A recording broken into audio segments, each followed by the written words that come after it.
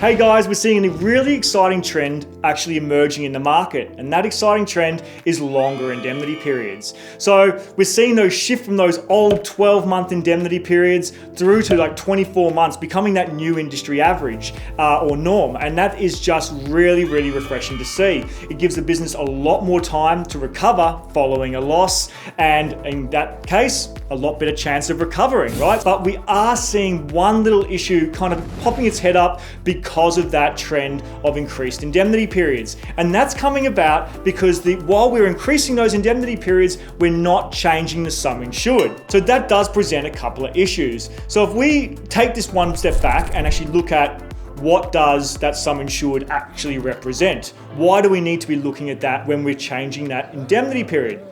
Now, the sum insured represents the total amount that the insured business could be affected by during the indemnity period. Okay, so if we've got a 12-month indemnity period, that sum insured should represent the total exposure to that business if it was unable to trade for 12 months. Okay, so let's say that's $1 million on that 12-month period. When we jump in there and we increase that indemnity period to 24 months, we've effectively doubled the time that business could be affected. Right? Without changing that sum insured, we have just halved the amount of cover for each year. So by doing so, we've got $1 million over 2 years rather than $1 million over one.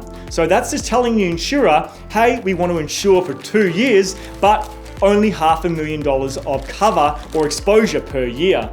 Now, just because we've doubled the indemnity period doesn't mean we've halved that exposure. So the insurer is going to come in there, look at the sum insured at the time of the loss and say, look, that business has been half insured in this particular case, having doubled the indemnity period, and they'll apply average. So in doing the right thing and getting that longer indemnity period to save that business, what we've unfortunately done is we've gone in there and we've cut the pants out of the cover by halving that sum insured. So we've halved the insurances by doubling the insurances, is a roundabout way of saying it. So what we need to do is actually use a multiplier. So if you double that indemnity period, at the very least we need to double that sum insured.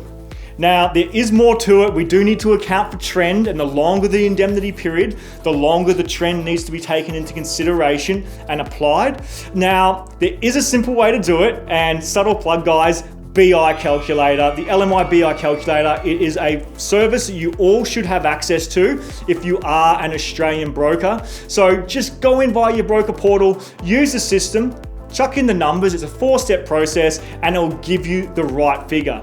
Very simple. Now I've talked about a couple of things today: indemnity periods, average, and the BI calculator. There'll be a link in the description about each of those and a video we've done on them in the past. So I do recommend you take some time and look at those. There is one last thing that you do need to take into consideration, and hopefully it's not really a big thing that you guys need to know, because it only applies when the indemnity period, is less than 12 months. And we are seeing that increased trend in the longer indemnity periods, as I said.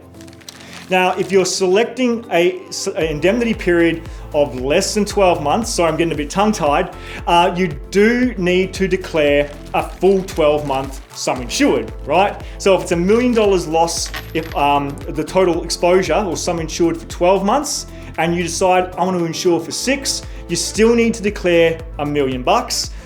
It's only when you go beyond 12 months that you need to start using that multiplier. So insurance, thank you for making it a little bit confusing, but again, the BI calculator solves those problems for you.